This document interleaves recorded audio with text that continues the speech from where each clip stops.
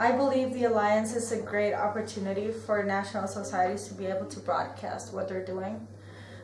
We know we're doing so many good things, but our movement has not necessarily been able to communicate all of what we do. And in general, sometimes I had a person ask me, for example, so what does the National Society do through their volunteers? Do they work with the people on the projects? And my answer is always, well, the people on the projects are the volunteers.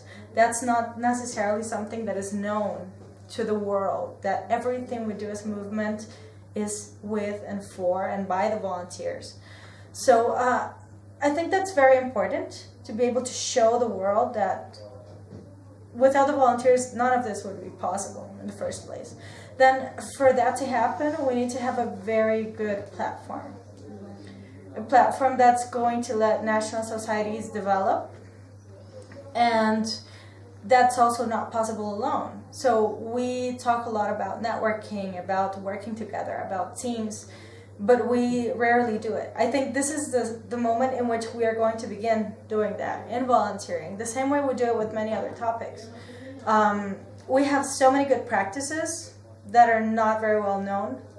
We have so many new ideas, we have so many new methods, we have so many new processes that have to be undertaken so that we can stay relevant, basically.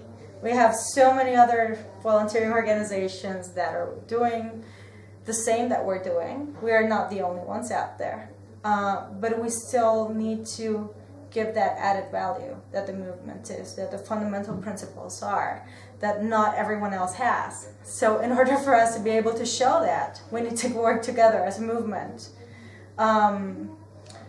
This is a great chance for all of us to come into this and recognize that all of us have something to give, but that at the same time all of us have something to learn. It has been really interesting to see national societies that are looked at for the world that seem to be like the strongest, like the ones with the most volunteers, but they still have their struggles. And at the same time, we have national societies that are very small, but that have succeeded in terms of volunteering in a way that's admirable and that should be an example for the rest of us. And this is a chance we hadn't had before.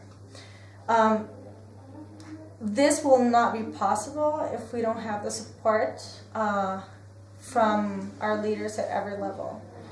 The people that are part of the Alliance are experts at what they do.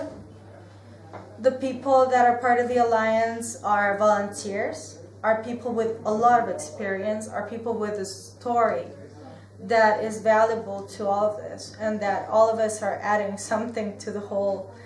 But whatever we do, no matter the quality of our work, will never have an impact if our leaders don't consciously support it. And I think that's what's vital.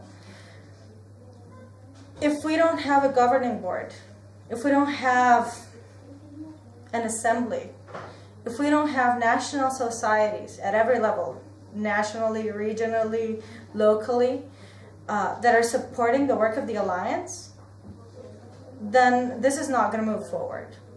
And simply, if we don't grow, we disappear. Because this is a harsh world. It's hard for every organization. So we really need that decision to support not the work of the Alliance because it's the Alliance. It's the work of volunteers in the Red Cross and Red Crescent. Hopefully this is going to happen.